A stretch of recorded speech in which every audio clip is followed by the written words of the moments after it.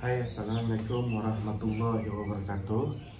Bismillahirrahmanirrahim. Alhamdulillahirrabbilalamin. Wassalatu wassalamu ala asyrafil anbiya'i wal mursalin wa ala alihi washabihi ajma'in. Alhamdulillah, pagi ini semoga rezeki kita bertambah.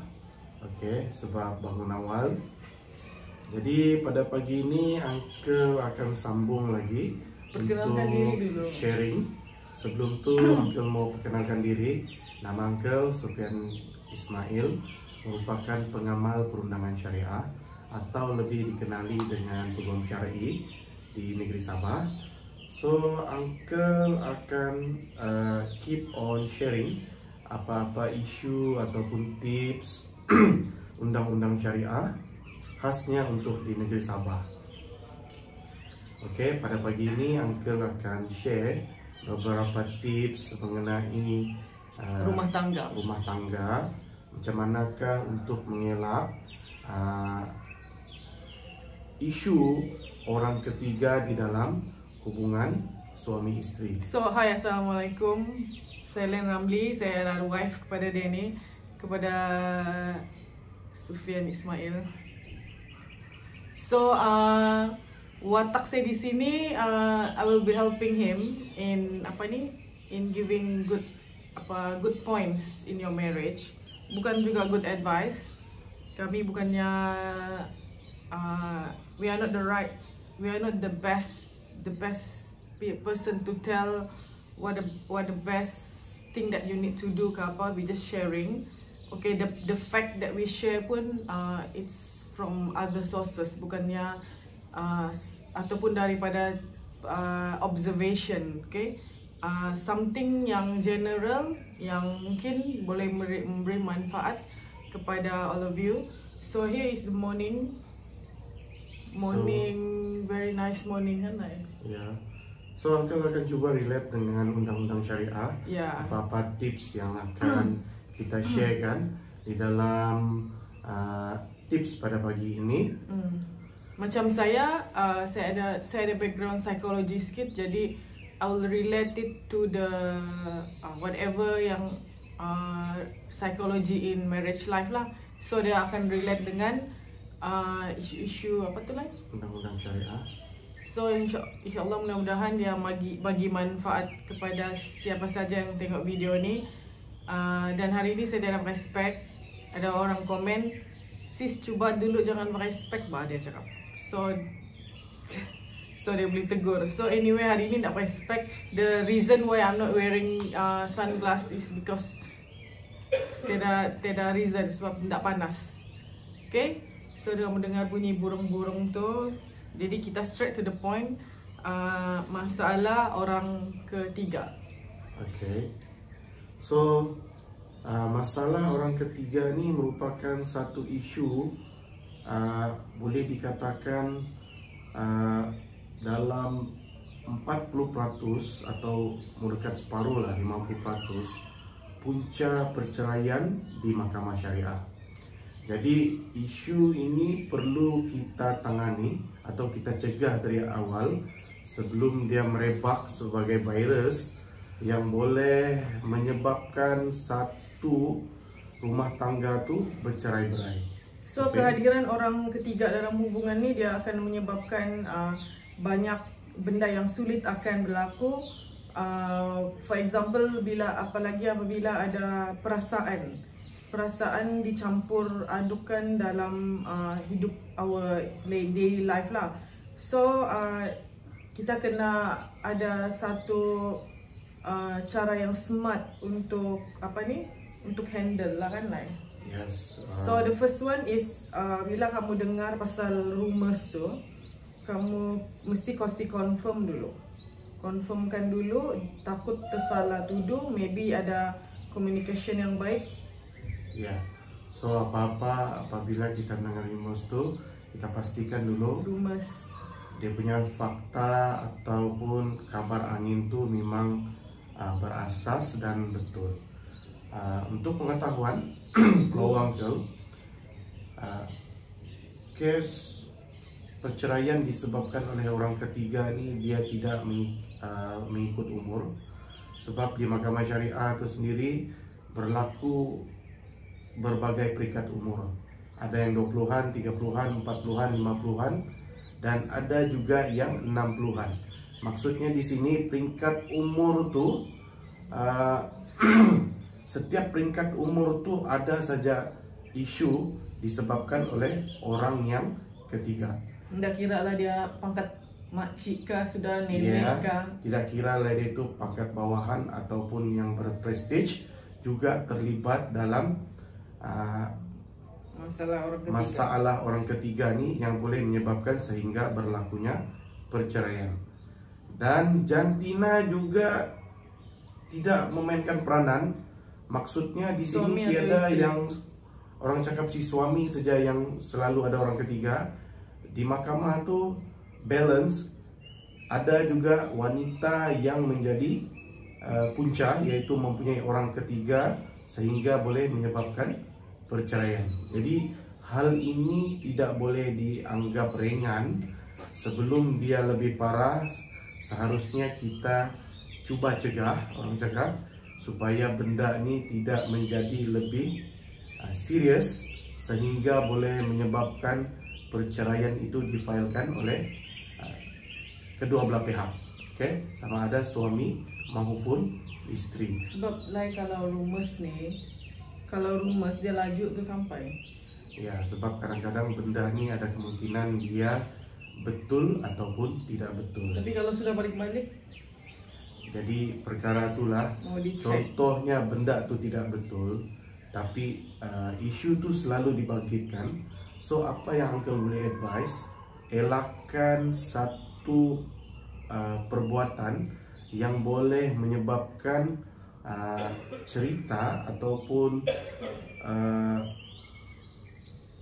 benda yang boleh menyebabkan benda ini menjadi sensasi, dan perkara tersebut akan menyebabkan pihak suami ataupun isteri ini akan menjadi lebih agresif terhadap dakwaan tersebut. Jadi benda-benda macam gini perlu kita elakkan. Seandainya dakwaan tu puan selalu berdua-duaan dengan seorang lelaki yang bukan muhrim, mungkin betul perkara ini disebabkan oleh urusan kerja ke apa. Untuk mengelakkan benda-benda begini, sepatutnya kita cuba untuk tidak menimbulkan fitnah. Macam manakah solution dia?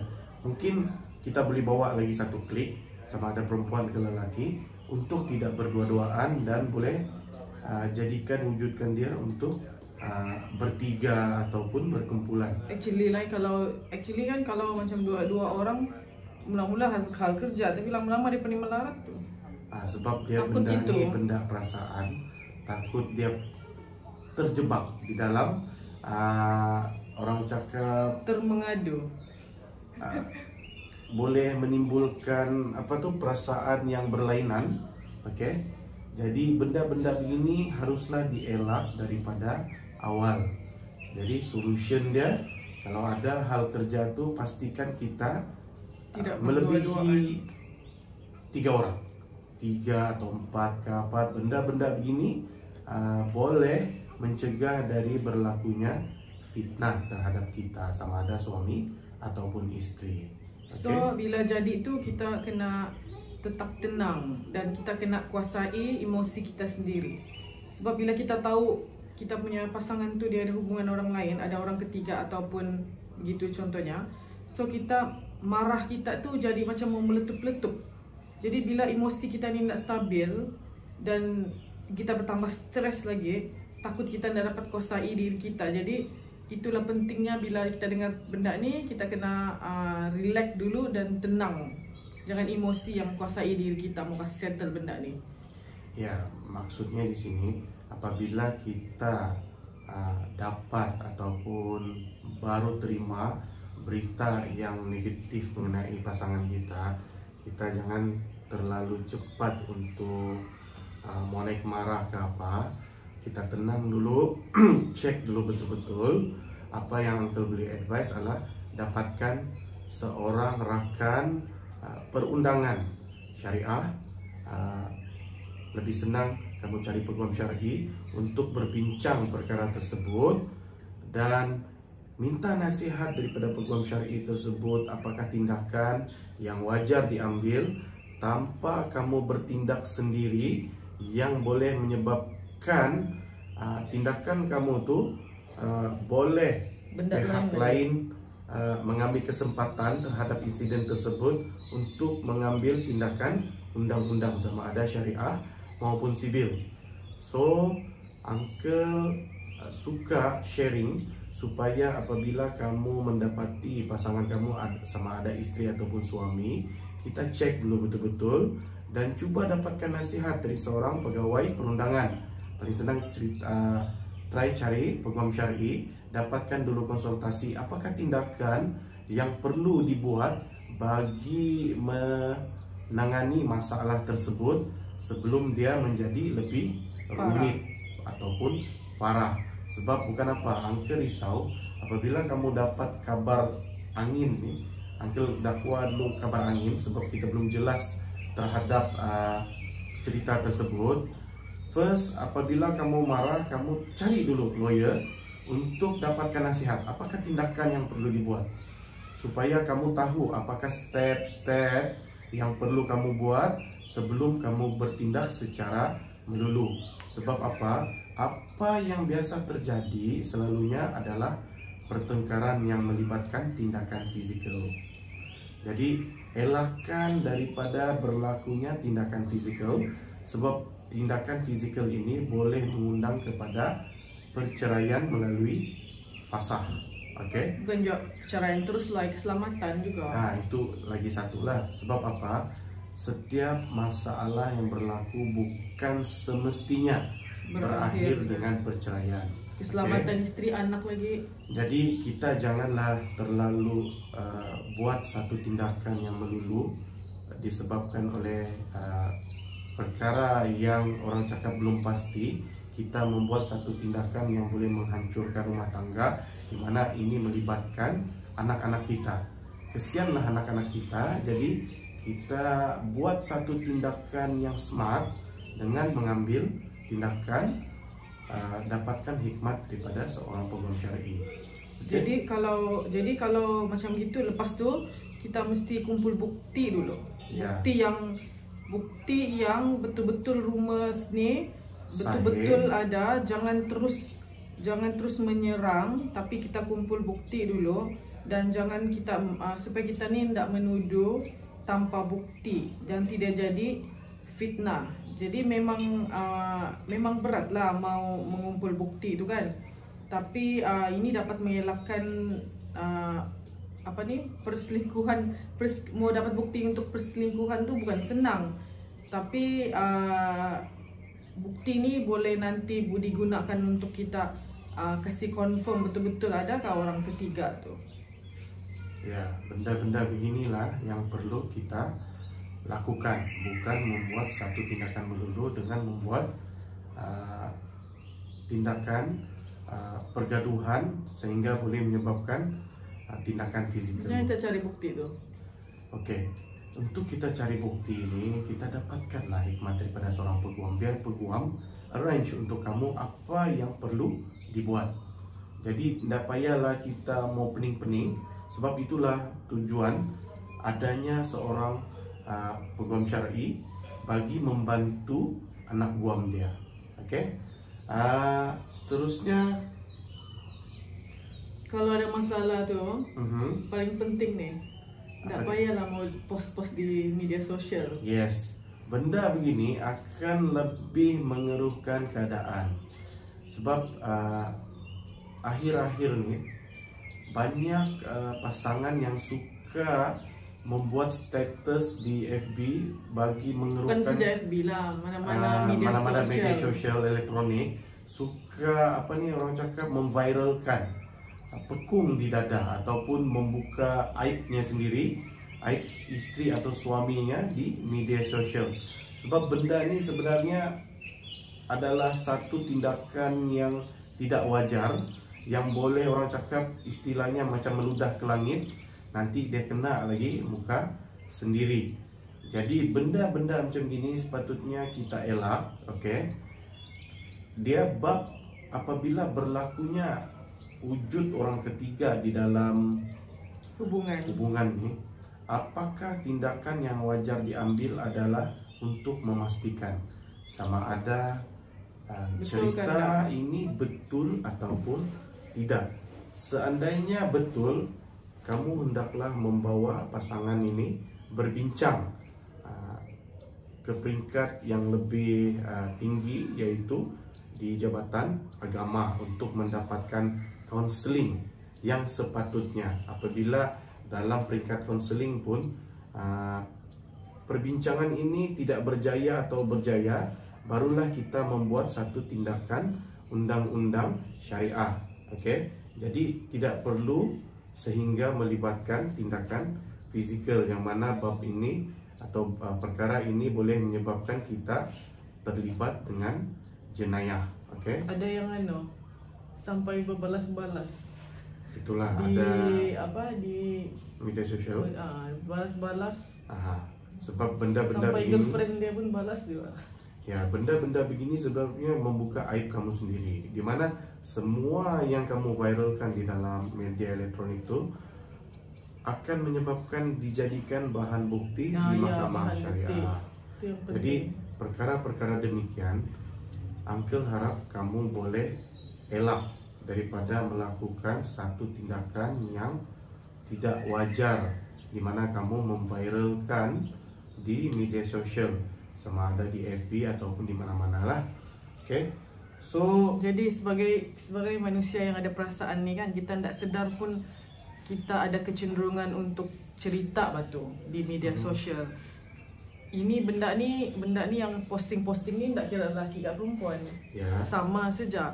Jadi bila hubungan macam gini kan, hubungan kita ni yang contoh, bukan hubungan kita, alhamdulillah, hubungan seperti hubungan yang ada orang ketiga ni, ada masalah begini, jadi kita sepatutnya tahan-tahan lah dulu. Mau buat sharing di media sosial tu, macam buat apa, posting kah, buat lepas tu kasih panjang-panjang muka kah sama orang ketiga tu kan. Itulah yang sepatutnya, betul tak? Betul. Jadi Uncle harap benda ini kamu boleh fikirkan sebelum membuat satu tindakan yang melulu. Okey. Jadi bukanlah kita mau pergi cari, maksud dia bukanlah di media sosial tu kita mau cari orang untuk tolong kita settle masalah ni. Jadi kita kena minta bantuan. Okey, kena minta bantuan dengan siapa-siapa yang orang yang sesuai terhadap masalah tu. Sebab tidak semua masalah kita ni kita boleh settle sendiri. Jadi macam dalam kesulitan macam gini ni, tak salah kita cari orang untuk tolong kita kasih settle. Jadi kadang-kadang orang lain ni dia ada lagi bagus pertimbangan. Betul. Jadi janganlah kita berat untuk mengambil bantuan daripada orang lain. Siapa yang kita boleh minta bantuan tu? Ibu bapa kah? Kawan kah? Sebaik-baiknya kita berjumpalah dengan pakar keluarga. Macam mana yang Uncle sebutkan tadi, apabila kamu ada masalah keluarga, jumpalah dengan pengamal perundangan ataupun orang yang expert tentang keluarga. Siapa? Yaitu peguam syar'i. Jadi dapatkanlah hikmat peguam syar'i untuk mendapatkan hikmat nasihat daripada pengamal perundangan tersebut untuk kamu bertindak yang betul, bukan bertindak secara agresif ataupun emosi di dalam menempuhi insiden orang ketiga tersebut. Kenapa kita tak sesuai jumpa ibu bapa kah? Bukan sesuai jumpa, jadikan orang tengah. Sebab sebenarnya kawan kah? Bukan tidak sesuai ibu bapa ni, kita risau apabila melibatkan orang tua, benda ni akan menjadi lebih parah disebabkan ada unsur negatif daripada pihak ibu bapa tersebut terhadap pasangan kita. Sedangkan benda ini kita belum lagi tahu kesahihannya dari segi benar ataupun tidak. Jadi adalah lebih baik seandainya kamu mendapatkan hikmat peguam. Okey? Sebab benda peguam nih dia tertakluk kepada akta kerahasiaan anak guam. Jadi benda-benda begini boleh membantu pasangan itu daripada aibnya ini terbuka.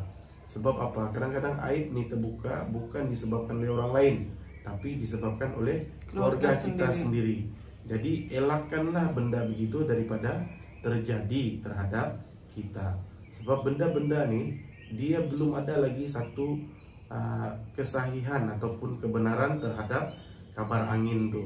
Jadi kita pastikan dahulu, tapi sebelum tu kita dapatkan hikmat untuk macam mana cara kita bertindak, apa sepatutnya yang kita lakukan apabila menghadapi situasi tersebut. Mungkin juga rumus tu ada, tapi sebenarnya hanya urusan kerja, tidak ada perasaan pun. Ya betul, sebab benda ni perlu dipastikan.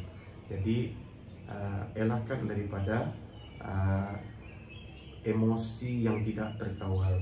Okey, di dalam bab orang ketiga ni banyak yang WhatsApp uncle ataupun tanya, dia cakap, uncle, tiadakah undang-undang yang boleh menyabitkan orang ketiga? Okey, siap boleh ajar uncle lagi. Uncle, dalam section bla bla bla bla, dalam section jenayah syariah ada boleh mensabitkan orang ketiga mengacau ganggu ni begini. So okey, di dalam undang-undang syariah memang ada boleh mensabitkan orang ketiga, tetapi sabitan itu bukan dibuat oleh peguam syar'i. Siapakah yang buat sabitan itu? Adalah pendakwa syariah. Apa-apa kes jenayah di mahkamah syariah akan dimulakan oleh pendakwa syariah. Peguam syar'i cuma boleh menjadi pembela terhadap kesalahan jenayah tersebut. Jadi kalau kamu ada persoalan ni lagi, uncle jawab awal-awal, di mana kesalahan jenayah hanya didakwa oleh pendakwa syariah. Macam manakah pendakwa syariah akan bertindak? Melalui report daripada pegawai siasatan agama. Okey, maksudnya di sini kalau kamu ingin melaporkan kesalahan jenayah syariah mungkin disebabkan oleh kacau ganggu daripada orang ketiga, tindakan yang perlu kamu buat adalah melaporkan ke Jabatan Agama bahagian siasatan, di mana pegawai tersebut akan menyiasat dan dorang akan buat serbuan ataupun siasatan terhadap perkara tersebut. Apabila perkara ini sudah sah, barulah hasil laporan ini akan diserahkan ke pendakwa syariah. Oh, boleh begitulah. Yes. Sekarang pun boleh lah buat. Boleh. Masalahnya adakah perkara ini dapat dilakukan, dibuktikan ataupun sebaliknya. Jadi isu mengenai bolehkah peguam su ataupun dakwa saman terhadap orang ketiga tu, jawabnya tidak boleh. Yang boleh hanya pendakwa syariah boleh saman terhadap apa nama dia ni? Orang ketiga. Orang yang ketiga tersebut ataupun orang yang tertuduh lah. Jadi kan kalau macam ada keperluan untuk kita jumpa orang yang ketiga ni, kita sepatutnya mana tahu dia sudah confirm kan. Jadi kita mau, ataupun dia belum confirm tapi kita mau kasih confirm, so kita mau jumpa orang tu. Jadi kita kena perlu menjaga emosi. Apabila kita mau jumpa orang yang ketiga tu, memanglah kita mau cakap nanti aku mau tampar dia ni, orang kacau aku ni. So kita kena menunjukkan kita yang lebih matang dan lebih profesional daripada menunjukkan emosi. Betul. Sebab apa? Konfrontasi tidak akan menyelesaikan apa-apa. Maksudnya di sini, apabila kita berhajat atau berniat untuk berjumpa dengan orang ketiga tersebut, pastikan kita hadir bukan berdua, bukan seorang diri lah. Pastikan berteman supaya kita dapat mengawal emosi dengan lebih baik. Okey? Sebab tujuan kita berjumpa itu adalah memastikan sama ada perkara kabar angin ini betul ataupun tidak. Okey? Sebab benda ini, seandainya kamu sudah dapatkan bukti, pastikan kamu terus mendapatkan saksi. Okey? Benda-benda begini diperlukan di mahkamah syariah. Sebab bab-bab orang ketiga ini adalah merupakan bab hati. Okey. Maksudnya perkara ini tidak akan berlaku jika hanya sebelah tangan. Maksudnya dalam peribahasa, tangan tidak akan berbunyi bila bertepuk di sebelah tangan. Jadi pastikan benda ini apabila kita berjumpa dengan orang ketiga itu tidak berseorangan, kita mestilah berteman untuk mengelakkan sebarang pergaduhan. Okey. Jadi kita kena, bila benda ni happen, kita kena dekatkan diri pada Tuhan. Sebab bila keadaan ni jadi, dia akan lebih menyukarkan kita. So, kita mohon petunjuklah daripada Allah. Betul ke tu lain? Betul. Sebab setiap kejadian itu adalah merupakan rancangan Allah Subhanahu Wa Taala. Jadi setiap perkara yang berlaku itu kita masih boleh berdoa dan memohon kepada Allah agar perkara itu dapat dihindarkan. Jadi apa-apa pun kejadian, kita kenalah ingat kembali kepada Allah. Maksudnya janganlah kita merupakan Allah terhadap masalah yang kita hadapi. So apa-apa pun kita kena fokus terhadap hubungan kita sendiri. Cubalah pupuk semai hubungan suami isteri itu dengan sebaik-baiknya. Mungkin ada sebab berlakunya perkara tersebut, dan mungkin ada sebab kenapa cerita tersebut terjadi. Jadi perkara begini kadang-kadang kita perlu mengingatkan diri sendiri. Mungkin kita perlu muhasabah diri sendiri. Ada sebab kenapa terjadinya sedemikian.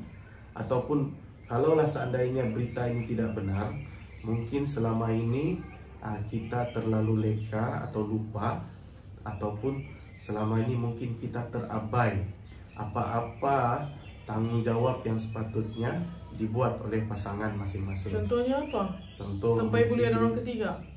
Mungkin bab-bab begini melibatkan hubungan kelamin kah, ataupun layanan kah. Mesti something yang besar kan lah, bukan benda-benda remeh macam tak pandai masak kah, itu benda-benda yang impossible. Besar, sebab benda-benda begini kadang-kadang menjadi alasan terhadap orang ketiga. Orang ketiga ni dilayan.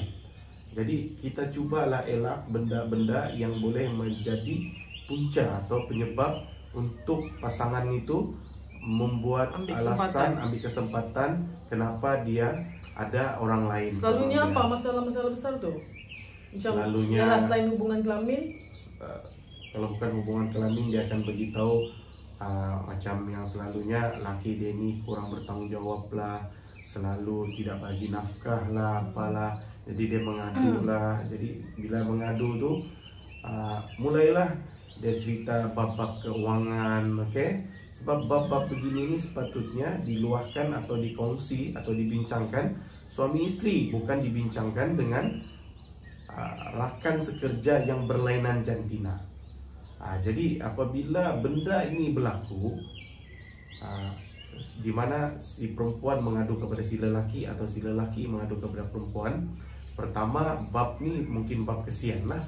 Lama-lama dia sudah jadi ada perasaan. Jadi bab-bab beginilah yang menjadi punca orang ketiga. Jadi sebelum terjadi, kita elak untuk mengadu dengan kawan yang berlainan jantina. Kalau perempuan tu mengadulah dengan perempuan, kalau lelaki itu mengadulah dengan lelaki. Apabila dia mengadu dengan berlainan jantina, dikhawatiri benda ini akan melibatkan perasaan dalam tempoh yang kita tidak ketahui. Berperasaan. Jadi sebelum berperasaan tu, cubalah elak untuk mengadu dengan orang yang berlainan jantina. So bila kita suami isteri ni, macam kita sudah ada muhasabah, so kita tahu apa yang mungkin akan jadi masalah kita dalam relationship tu. Mungkin maybe kita kena meluahkan perasaan sama sendiri in communication. Ya, so Cobalah buat komunikasi dengan baik. Seandainya kamu tidak dapat berkomunikasi dengan baik terhadap si pasangan kamu, sama ada istri atau suami, dapatkan hikmat orang yang berautoriti, yang profesional, peguam syar'i, pegawai agama, sebab memang government ada sediakan pegawai kaunseling agama untuk rumah tangga. Jadi dapatkan perhikmatan tersebut. Seandainya kamu sudah buat benda ini tidak berjaya, barulah kamu mengambil satu tindakan undang-undang. Jadi biar kita buat tuh step by step. Janganlah kita menghukum seseorang itu mengikut kita punya hawa nafsu ataupun kita punya sifat amarah. Jadi, tapi lah kalau sudah ada bukti yang sahih itu boleh step by step lagi tak? Dia bergantunglah kepada orang tersebut. Sebab pengalaman Uncle selaku peguam syar'i, benda ini kadang-kadang boleh dia subjektif. Very subjektif. Ada orang dia tidak boleh sudah terima, ada orang dia boleh memang terima boleh lagi. Terima dengan baik. Sebab orang cakap setiap orang tu berlainan dia punya cara. Jadi terpulanglah kepada pasangan masing-masing. Yang penting kita mengikut undang-undang, jangan mengikut emosi. Yang paling penting dalam hubungan tu kita mesti ada kejujuran. Kalau sudah jadi benda begini, kita kena ada kejujuran. Kita kena jujur dengan pasangan masing-masing supaya orang ketiga ni yang datang untuk jadi batu api dan kasih rosak hubungan kita, hubungan rumah tangga kita tu, dia tidak berjaya. Betul. Bab ingat pepatah pepatah Melayu cakap dia tidak akan tepukan tidak akan berbunyi bila tangan sebelah saja yang bertepuk. Jadi maksudnya di sini benda ini akan terjadi apabila dua orang memberi respon yang sama terhadap perhubungan tersebut. Contohnya mungkin kalau mungkin ada masalah, contohlah macam kau bilang tadi masalah kelamin tu kan, mungkin perlu jujur, mungkin boleh discuss suami isteri, macam aku dah suka lah cara kau, macam aku mau begini-begini, mungkin boleh discuss secara jujur kan. Ya, inilah kadang-kadang sebab kenapa benda ini terjadi, disebabkan pasangan tu sendiri segan atau malu untuk berbincang secara terbuka dengan pasangan masing-masing.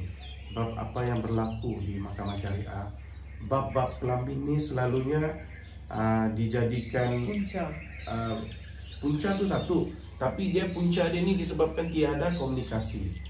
Kadang-kadang ada perceraian itu disebabkan si istri itu tidak tahan terhadap permintaan atau kemahuan suami dia. Jadi perkara tersebut perlulah dibincangkan secara jujur ataupun terbuka, supaya kamu mengetahui kehendak dan macam mana perasaan masing-masing tu dari segi masalah kelamin itu. Jadi kita jangan syok sendiri sampai menyebabkan pasangan tu tidak selesa.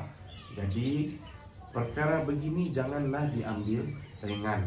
Jadi Uncle sarankan kepada semua pasangan, jangan ambil ringan mengenai bab hubungan intim.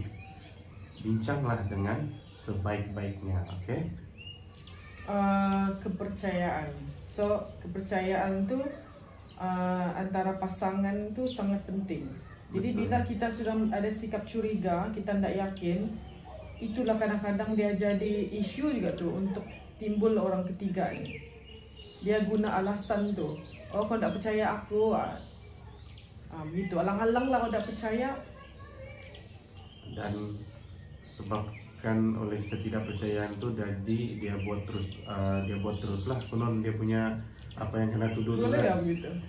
Benda begini pun pernah terjadi di mahkamah syariah, di mana alasan si suami itu dia selalu konon dicabar oleh istri dia. Jadi dia pun buat betul-betul itu adalah perkara yang yang sebenar berlaku di mahkamah syariah. Jadi hal-hal begini ini cubalah kita elak supaya benda yang negatif itu tidak terjadi. adakah reason begini? Dia pasangan ini kan kalau bergaduh dia mesti merajuk terus dia keluar rumah. Dia merajuk dia terus keluar rumah berhari-hari. Jadi hal ini yang boleh menyebabkan munculnya pihak ketiga sebab satu pihak ini dia ambil kesempatan. Ya, sebab apa? Apabila pergaduhan itu berlanjutan ataupun berpanjangan, berhari-hari, keluar dari rumah berhari-hari, jadi begitu. Benda ini pun menjadi punca juga terhadap orang ketiga ini terjadilah, sebab berlaku ni terlampau panjang gaduh. Jadi konon dia mau cari ketenangan untuk apa ni, terhadap masalah rumah tangga yang dihadapi itu. Jadi dia bagi alasan untuk cari orang yang boleh dia mengadu. Jadi elakkanlah daripada bersengketa ataupun bergaduh lama sangat. Kalau boleh jangan biarkan dalam masa 24 jam. Semalaman. Kalau tidur boleh, tidur kena berbaik sudah. Yes. Sebelum tidur. Maksudnya janganlah lebih sampai 4-5 jam lah, 24 jam. Kalau boleh pastikan bergaduh macam mana pun tidur masih sekatil. Lain macam mana tu kalau orang yang cari, yang guna alasan gini ya, bini aku tak cantik sudah bah. Itu alasan tak boleh terima akal tu kan. Bini aku nak cantik sudah, jadi itulah aku cari orang yang ketiga. Cari girlfriend lah contohnya, ataupun cari boyfriend lah. Kalaulah itu alasan yang dia pakai, adakah orang yang ketiga yang diambil itu akan kekal kecantikan dia? So, angka rasa memang dah wajar lah orang yang ketiga tu kalau mau terima lelaki yang dia cakap bini dia tidak cantik. Tapi itu mungkin happen sudah begitu bah, sudah ada relationship, jadi dia guna alasan tu je. Sebab dia tak tahu guna alasan apa lagi.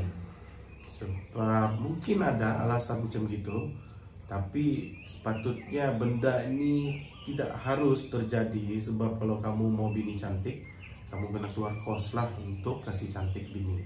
Kalau kamu mau kasih bini tu pandai, kamu kena keluar kos lah untuk jadikan bini kamu tu pandai. Pandai masak. Pandai masak kah, pandai dalam orang cakap pelajaran kah apa semua. Sebab dalam rumah tangga ni tanggung jawab suami ni dia besar. Maksudnya dialah yang kena tanggung isi rumah tu, termasuk istri dan anak-anak. Bila kamu berhajatkan seorang istri tu cantik, keluarkanlah kos untuk kecantikan terhadap si istri. Keluarkanlah kos untuk baju pakai si istri yang cantik-cantik. Jadi kalaulah kamu inginkan seorang istri yang berdikari, angka rasa benda ni memang susah lah mau cari ya. Kena ukur baju di badan sendiri juga. Bila kamu mau yang cantik, kamu pun kena handsome lah kan. Bila kamu mau yang orang cakap kaya, kamu pun kena lebih kaya lah daripada istri kamu. Maksudnya macam gitulah. Janganlah kita selalu menunding jari terhadap orang lain atau istri kita, sedangkan kita pun masih belum sempurna. Balai macam kalau macam kau cakap sebab aku mau yang lebih cantik, dia tidak akan berhenti. Macam nanti kau dapat lebih cantik, nanti dia nak cantik, so kau mau cari lagi. Kau mau cari lagi, dia tidak akan berhenti. Maksudnya alasan tu tak boleh pakai lah. Kalau orang Sabah panggil alasan bedukang lah kan. Sebab apa? Setiap kecantikan tu dia pandai pudar. Maksudnya yang muda pandai tua, yang sehat pandai sakit. Jadi benda-benda yang ada dia punya opposite side ni sepatutnya tak payahlah jadikan isu. Apa yang perlu dijadikan isu adalah macam mana kita provide terhadap keluarga kita supaya kita menjadi satu keluarga yang lebih bahagia. Okey. Jadi adakah mengikut pengalaman lah kan, adakah orang yang ada orang ketiga ni, bila ada orang ketiga perkara tu selesai? Okay, no. Soalan dia begini, kita macam mau fikir dia jadi happy ending lah. Dia ada orang ketiga, akhirnya dia kahwin lah kan, sebab dia mau kan. Jadi dia kahwin. So ending dia ada 2 bini. Adakah ending dia ni ialah happy ending? Dia ada 2. Mengikut pengalaman lah. Pengalaman uncle selaku peguam syar'i ini memang selalunya daripada 100 orang mungkin ada 1 orang sajalah yang happy ending. Apa tuh happy ending 99% tuh memang yang tidak happy. Walaupun sudah berkawin, Yes. Artinya poligami lah. Ya. Jadi adakah kamu mahu terlibat dalam orang ketiga nih? Uncle bukan isukan pasal isu poligami, tapi isu orang yang ketiga. Selalunya bukan happy ending lah. Sebab apa? Orang yang ketiga itu pun akan menerima nasib yang sama seperti mana istri yang pertama. Artinya benda ni dia akan berulang, Pak. Yes. Dia tidak akan berhenti, dia akan berulang. Jadi you better stop it before benda-benda besar lagi akan jadi, kan? Iya, betul. Jadi janganlah mulakan satu tindakan yang boleh menyumbang terhadap pihak ketiga. Jadi kita sama-samalah berhati-hati di dalam tindakan, oke? Janganlah melibatkan diri di apa orang cakap yang boleh menyumbang terhadap perkara demikian. So kesimpulannya apa yang kita mampu dan harus berikan yang terbaik dalam kita punya hubungan lah, kan? Hubungan sebab masing-masing kita mau bahagia, Pak, kan? Masing-masing. Jadi kalau ada yang pandai tergoda dengan orang ketiga ni, itulah yang akan merosakkan hubungan, kan? Betul. Itulah kesimpulan dia. Jadi kita elaklah benda ni berlaku. Sebab dia tidak akan ada happy ending, betul? Ya. Mungkin 1% je tadi kan yang kau cakap tu ada happy ending. Mudahan kalau ada. Biasanya tiada lah, kan. So beginilah, kita kena bersyukur dengan apa yang kita ada. Jadi apabila kita ada rasa bersyukur tu, insyaAllah Allah akan lebih memberi kita nikmat terhadap apa yang kita syukuri. Janganlah kita terlalu mengharapkan sesuatu kesempurnaan bila kita sendiri pun belum sempurna. Jadi apa-apa pun Uncle harap perkara ini kita cuba elak daripada awal. Jangan orang cakap sudah sampai hujung barulah mau di-prevent. Memang orang cakap tinggal tunggu pecah saja tu gelas yang sudah retak. Jadi elakkan daripada membuat satu tindakan yang boleh menyumbang terhadap orang ketiga. Mungkin cara kita mau mengelak tu, mungkin kita mau kasih up lagi kita punya family. Yes. Contohnya macam family like husband and wife, macam kita duduk begini, kita bercerita, kita flashback dulu cerita yang best-best dulu. Ya, cubalah buat satu aktiviti bersama selalu supaya benda-benda yang tadi itu tiada kesempatan pun mau buat, kan. Jadi bila benda-benda kita selalu buat sama pasangan kita ni, jadi perkara-perkara yang tadi itu dapatlah dielakkan. Contoh macam kita flashback bah, macam time kita baru jumpa dulu, kan? Lepas tu kita buat aktiviti. Macam baru kahwin, macam dulu kita baru kahwin, kita selalu pergi mana? Pergi Tanjung Aruk minum, tiada selalu Tanjung Aruk. Ada, masih ada bah. Enggak lah macam sekarang. Ya. Dulu kan kita selalu lepak sana makan mie goreng, minum apa, begitulah contohnya. Kita flashback. So, yalah kita cubalah buat benda-benda yang orang cakap best. Ambillah masa sama bini untuk berdua-duaan walaupun kita sudah ada anak. Okay? Kita cuba ambil masa. Kadang-kadang orang bawa berjalan sana langsung, macam mana mau berdua, siapa mau jaga anak? Jawabnya fikirlah banyak cara. Contoh kamu boleh minta tolong jiran, jaga sekejap. Bukan mau lama pun kamu dapat keluar 1 jam pun kira okey, kan? Bukan mau pergi yang mahal-mahal tempat, beli minum teh tarik pun sudah okey. Kedai mamak. Ya, kedai mamak, makan mie goreng dan sama-sama ke apa, kan? Yang penting boleh berdua-duaan, boleh bercerita, okey? Yang tidak budak-budak. Lepas tu kita boleh mungkin kalau sudah lama kahwin ni kan mau belai-belai pun tak ada sudah tu. Mungkin ya, kita jangan kan belai-belai, ada orang dah sanggup pegang tangan bini. Kalau ada boleh, orang tak sanggup pun ada dengar kan tuh betul lah. betul-betul. Bukan dah sanggup, pigang tuh dia malu. Iya. Iya, Tapi boleh sebelum tengok. kahwin tak malu. Kalau sebelum kawin memang melekat macam tu belangkas orang cakap. Sebab benda ni yang banyak terjadi terhadap golongan Melayu kita ataupun orang Malaysia. Dimana bila sudah Tak tua-tua semua tu, kan. kebanyakannya dia malu sudah mau pegang tangan. Ada yang orang cakap peluk bini pun boleh kira pakai jari. So Oh ya, yang benda-benda oh ya kan? benda-benda macam gini Uncle pernah. Uncle ada beberapa klien sampai dia mengadu sama Uncle. Dia cakap laki dia sudah tidak peluk dia lebih kurang mau 17 tahun. Sebab anak dia sudah umur 19 tahun. Dia cakap Macam mana dong tidur oh? itulah maksudnya dia tidur mungkin lain bilik ke apa. So maksudnya benda ni happen. Dorang ni tiada komunikasi. Hubungan suami istri itu disebabkan pemegangnya itu cuma anak saja.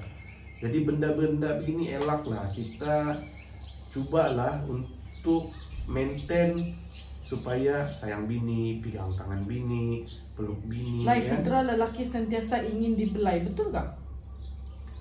Betul?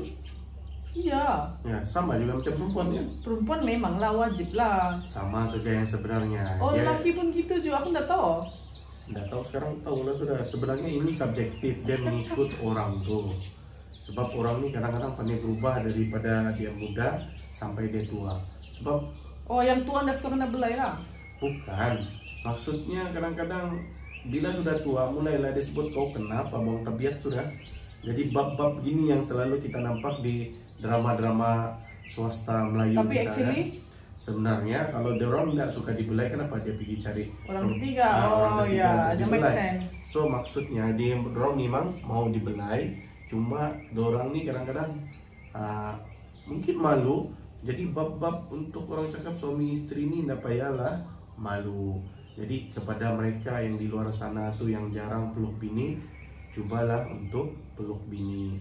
Yang tidak pegang tangan bini itu masa jalan, mulalah untuk pegang bini punya tangan semasa jalan. So okay, kita kena Patulilah karena panggil buang tabiat, janji kita berubah. happy. Ya happy. Kalau mau dengar orang cakap, buat baik pun orang cakap, buat tidak baik pun orang cakap, Lagi orang cakap. apapun kamu buat orang tetap mengata, kecam. Padulilah orang kecam, yang penting kita happy dan bahagia. So kita kena fokus pada keluarga dan anak-anak. Contohnya kan macam kalau ada orang ketiga ni kan lain, dia kena ada keluar duit, betul tak? Betul? Jadi kalau kita fokus dengan keluarga dengan anak-anak, contoh macam kita fokus untuk keluarga lah, contohnya mau bawa makan keluarga pergi tempat yang lagi best. Ya. Jadi kita gunalah duit tu untuk kita bawa orang makan tempat best. Contoh macam anak-anak, kita mau bagi dia level of education atau quality of education better. Jadi memang kena guna banyak duit kan. Jadi bila kita ada fokus pada keluarga ni, duit-duit yang kita mau salurkan kepada Keluarga sendiri, orang ketiga ni tiada. Sebab semuanya sudah habis untuk family sendiri. betul tak Tulai? Betul. Maksudnya kan rugi kalau ada orang ketiga nih. Sebab apa? Kamu kena melabur dengan duit. Tapi Ya. ada lagi yang bagi alasan Tapi lain. memang duit saja dong punya motif kan? Tapi kadang-kadang ada juga yang dia kena bagi duit, dia ada opposite juga. So I see, kita I nggak boleh see. juga cerita kadang-kadang Finally lelaki duit ini- juga. Iyalah, tapi mungkin lelaki yang dapat duit, mungkin dia dapat daripada perempuan yang berduit. So bukan cerita pasal duit juga, kita elaklah daripada ada orang ketiga. Sebab apa? Orang yang ketiga ni tidak menjanjikan pun kebahagiaan. Happy ending. Dan yang apa, keluarga yang kamu ada sudah nih, yang ada anak sudah yang mau belajar masuk IU apa semua, sepatutnya itulah yang perlu kita fokus. Jangan lari fokus sampai wujud orang ketiga. Jadi benda-benda begini coba elak supaya tidak akan melibatkan anak-anak apabila benda ini terjadi. Sebab yang selalu jadi mangsa nih adalah anak-anak. Disebabkan oleh perlakuan ibu bapa, anak-anak itu sendiri terabai ataupun keperluan dorang tidak dipenuhi. ya. Sebab apa? Mobil Pengalaman itu, Uncle, ini. ada anak yang sampai mental disebabkan oleh perlakuan Kesian. ibu bapak dia. Lampu stres. Benda ini melibatkan orang yang profesional, di mana anak dia yang sudah umur bebelasan tahun, yang orang cakap 18, 19, sakit mental disebabkan oleh perlakuan ibu bapak dorang yang ada orang ketiga, di mana dia nampak bapa mama dia selalu bergaduh. Dan bapa mama dia ni ialah kurang untuk ambil perhatian, sampai menyebabkan anak ni mental. Bayangkan, disebabkan oleh hawa nafsu pasangan tu, anak yang mendapat kesan. Kamu penat kasih besar dia, kamu penat kasih lahir dia, sekali tengok anak ni mental disebabkan kamu juga.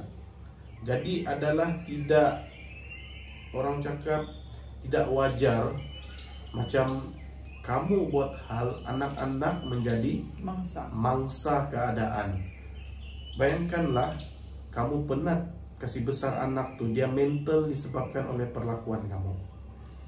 Jadi adakah kamu mau benda begini terjadi kepada kamu? Jadi itulah terms yang kena fokus pada keluarga dan anak-anak tu. Yes. Dia akan dapat bantu fokus kepada orang ketiga tu terjadi, terhappen. Yeah.